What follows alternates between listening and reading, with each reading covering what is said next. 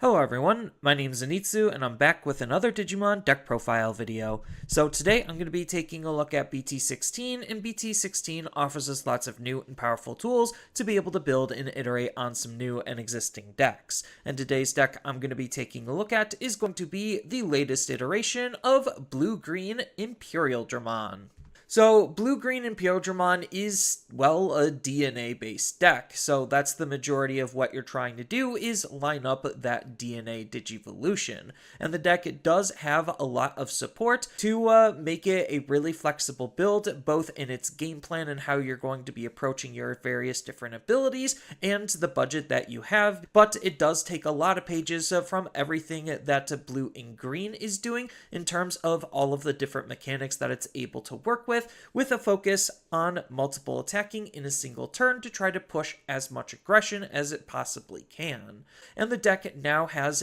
even more Ace Digimon for more interaction, as well as the new partition effect to be able to keep your Digimon around a little bit better. The biggest weakness of the deck is the fact that it does just come with some natural inconsistencies when it comes to playing two-color Digimon that are not true two-color Digimon. So this makes searching them out a little bit more trickier because you can't rely heavily on some of the more color-based searching because then your cards will sometimes end up missing their target.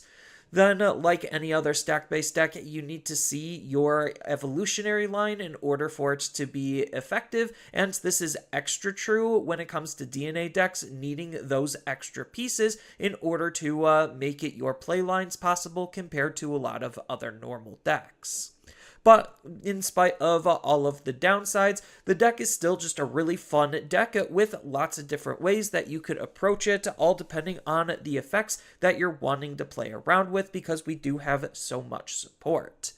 But with all that said and done, let's just dive right into the deck profile and see what we're working with. So, starting off with the Digitamers, I'm going to be running 4 copies of Demi-Vmon. So this is the brand new BT16 Demi-Vmon, and this is one of the best ways that we have to try to DP boost our Digimon, so that way we can hit over specific numbers, which in a meta versus a lot of very defensive-heavy decks, we want to have as much DP to ensure that our Digimon are going to live as we possibly can. But if you wanted to, you could play around with the Digi-Egg slot, and you could even think about running a 5th Digi-Egg, with Wanyamon being one of the standouts because it's just one of the best generic blue draw engines that we have. Next, on to the level 3s. You could customize your level 3s depending on what kind of package or engine you're going to want to focus on, but I'm just going to be going with a nice well-rounded one, where I'm going to be using a good split between Wormmon and Vmon.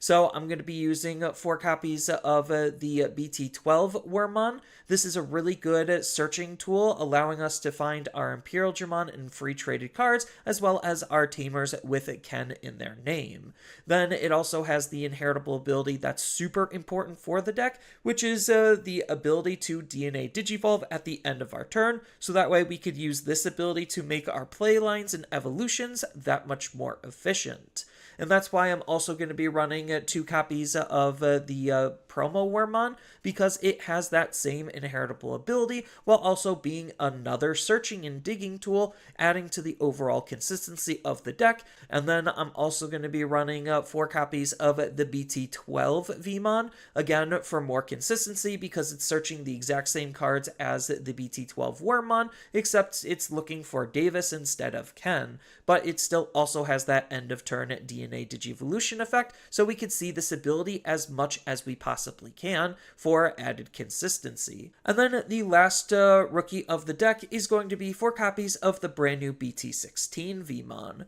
So this Vmon has a nice inheritable ability that's also helping boost our Digimon's DP, again, so we could try to hit over specific numbers, but it also has a pretty decent ability during your turn that allows us to try to gain memory back when we're playing or digivolving our free traded Digimon that are also green. So it's allowing us to try to make utilizing our cards going into our level 4s or playing our level 4s that much more efficient. And then when it comes to the level 4s, I'm going to be running, again, another nice, well-rounded lineup split between the XVmons and the Stingmons. So I'm going to be running 2 copies of the EX1 XVmon because this card natively has jamming in case we want to try to aggress early on and we're able to. Then that can come in handy so we could get a free swing and then try to DNA utilizing the card after it's already dealt damage, because when we DNA, the Digimon state is reset. But it also has the really important inheritable ability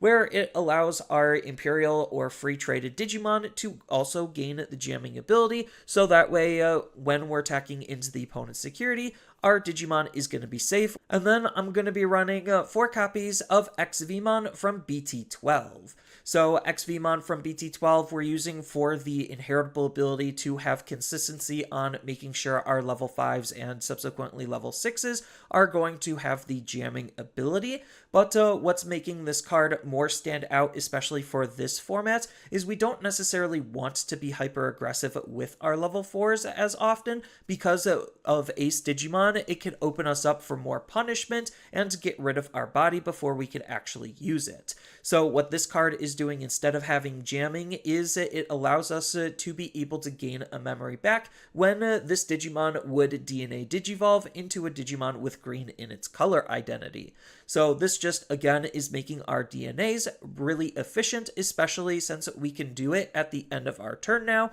So we could try to use this with some of our other cards to make it DNA Digivolution as cheap and efficient as possible. And that's why I'm also going to be running 4 copies of the BT12 Stingmon, because it's doing the exact same thing as the BT12 XVmon when it comes to its native ability on being able to gain us memory when we're DNAing. It's just this time his inheritable ability is giving our higher level Digimon the piercing ability, so if we're attacking into the opponent's Digimon, then we're also going to be able to deal damage to them. And then the last champion of the deck is going to be 2 copies of the starter deck 9 Stingmon. So this card's a little bit different in terms of how we're going to be using it, just because we're going to mostly want to hard play this card, because if we already have a blue Digimon on our field, then we get to reduce the cost of playing this card by 1. So we can use this to have a really cheap level 4 Digimon we could play to enable our DNAs. And then it even has a nice inheritable ability for us to try to take advantage of that's not limited to once per turn, where if our blue Digimon is attacking, then we get to draw an additional card. Next, on to the level 5s, I'm going to be running a pure Imperialdramon lineup. You could think about splashing in some Dino Beemons. I just don't really see a need to, because all of our Imperialdramons are actually really, really powerful. So I'm going to be running 2 copies of the starter deck 9 Imperialdramon. So this is really good because when we DNA, we get to bottom deck one of the opponent's Digimon with 6000 DP or less, having alternative form of removal, on top of the fact that it has a nice when attacking ability once per turn to unsuspend this Digimon, so it's an easy way to be able to get 2 free checks. Then I'm also going to be running 1 copy of Imperialdramon from BT12. So the deck does want to lean a little bit into source stripping, and this is a good card for the deck to do so, because when we Digivolve into this card, we get to trash the top 3 Digivolution sources of all of the opponent's Digimon, and then if we DNA'd Digivolve, we get to have 2 of the opponent's Digimon with no Digivolution sources, make it so that they can't attack until the end of the opponent's turn, limiting their own possible aggression, while he also has an inheritable ability that allows our Imperialdramon or free traded card to gain 1 memory back. And then the last ultimate of the deck is going to be 4 copies of the brand new Imperialdramon. So the brand new Imperialdramon does come with this partition ability, and if you're unfamiliar with what partition does, basically when the Digimon is deleted, he's going to spit out a level 4 blue Digimon and a level 4 green Digimon as designated by the partition colors. So this allows us to re-DNA the second he dies if it's our turn, or if he dies on the opponent's turn, it at least spits out the bodies so we could try to figure out how to DNA come our turn.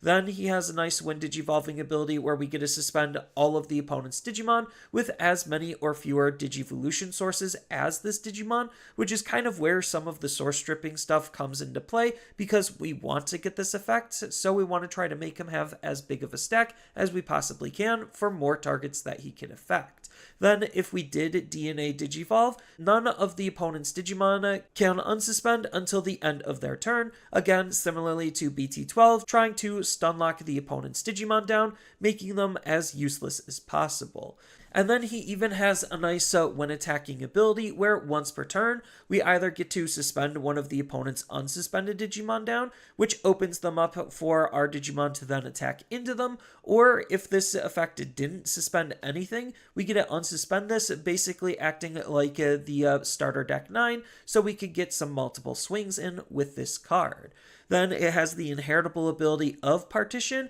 And then when it comes to the level 6s, I'm just going to be running all Imperialdramons. So you could kind of customize the Imperialdramons that you want depending on the abilities that you're trying to go for. So I'm just going to be prioritizing 3 copies of the BT16 Dragon mode, because this card allows us to, when we Digivolve up into it, have one of your opponent's Digimon or Tamers can't unsuspend, so it has the ability to try to continuously lock down the opponent's Digimon, and then by suspending one of their Digimon or Tamers, we get to unsuspend one of our Digimon, so that way we can have extra aggression. And then it even has a nice all turns ability where when an effect plays or digivolves one of the opponent's Digimon, if you have a Tamer, then this Digimon can digivolve into a fighter mode from our hand for free, again allowing us to have more ways to be able to get up into our fighter modes to try to interact with what the opponent is doing.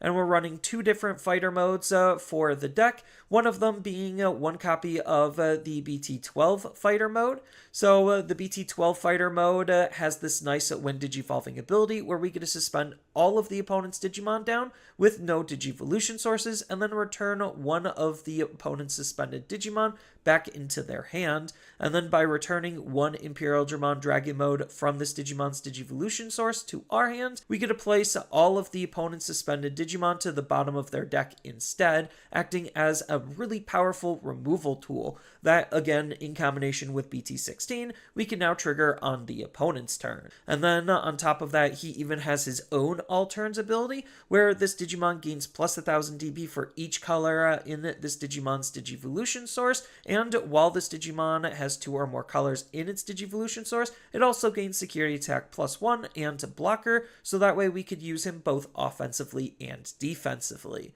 And then the last fighter mode I'm going to be running is going to be 2 copies of the brand new BT16 fighter mode Ace. So it being an Ace Digimon means that it has that overflow, hand, counter, blast Digivolution ability to potentially Digivolve on the opponent's turn, even if the opponent isn't playing any Digimon or Digivolving. We still get to try to have ways to interact with the opponent during their turn, and oh boy, this card is a good one at doing so, because he has a nice on-play and when digivolving ability, where we could return one of the opponent's Digimon with as many or fewer Digivolution sources as this one to the bottom of the owner's deck, so that way we have more ways to have good alternative forms of removal that's not deleting the opponent's Digimon. Then he also has a nice end of attack ability when we're trying to be aggressive with this card to unsuspend this Digimon, and if there's a Dragon mode in its Digivolution source, we can return one of the opponent's suspended Digimon to the bottom of their deck, having even more ways to aggress and control at the same time. And then when it comes to the level 7s, you could kind of just play whatever you want that makes sense if you even want to run a level 7 at all. So I'm just going to be electing to run 1 copy of the BT5 Omnimon, because this is just a really easy card for this deck to use because we already have so much aggression. It's just a kind of a win button where its when digivolving ability to unsuspend this Digimon combos really nicely with when digivolving Blitz to make an extra attack out of nowhere. And then when it comes to the Tamers of the deck, again, you could kind of customize the Tamers based on what the rest of the deck is trying to do and how you're trying to incorporate our different Tamer effects. So I'm just electing to run a pretty simple and straightforward Tamer lineup, and that lineup is going to be 2 copies of the BT3 Davis, So this is going to be the deck's dedicated memory setters to make our plays as efficient as possible. Then this card is also one of the best searching or digging tools for our deck because its on-play ability lets us check the top 3 for a blue and a green Digimon and add them into our hand, and the rest go to the bottom. So even if you find only one color, you still always get to take one card, which is really, really valuable at making sure our deck is going to be on top of its game. And then the only other tamer I'm going to be running is going to be 4 copies of the brand new BT16, Davis and Ken. So this is going to be the card that kind of is what the BT16 line is designed around, where at the start of our main phase, we get to play a Vmon or a Wormmon from our hand for free, and then at the end of the opponent's turn, we get to bounce that card back into our hand. So the idea on utilizing this ability is just to have ways to be able to play out our Vmons and Wormmons, so we could Digivolve them up into their higher stage, and then DNA, resetting the Digimon so we don't have to bounce it back into our hand. Then its secondary ability is also pretty decent, where when one of your Digimon digivolves into a blue or green Digimon, by suspending this tamer, we get a gain of memory. And then if we DNA digivolved, we also get to trash any 3 Digivolution sources under the opponent's Digimon as an alternative way to make sure that our sources are going to be more than the opponent's, so we can gain all of the abilities that we're trying to do with our cards. When it comes to the options, we don't have a whole lot of room for options, so again, I'm just going to be keeping it simple at 2 copies of Megadeth as the big hard removal card for the deck. And then the last option card of the deck is going to be 2 copies of Hammerspark. So Hammerspark might seem like the odd card out, but sometimes we do just need a little bit extra memory to make our play lines possible, and Hammerspark gives us that instant memory. And then out of security, it could even help anti-tempo the opponent by gaining 2 memory, effectively taking 2 memory away from them. And that's, for the most part, it for my interpretation of the build. I do think that there is a lot of variance that this deck can have in terms of all of the different cards and ways that we could approach deck building. And as far as some other useful cards to think of, we do just have a ton of different support that we could think of, having multiple different evolution lines, cards, promos, and various different tools in both colors that we could lean into to further enhance what the deck is capable of. And the even scarier thing is the fact that this deck isn't going to be going anywhere because we are getting some more future support in BT17 to make the deck even stronger than it's ever been.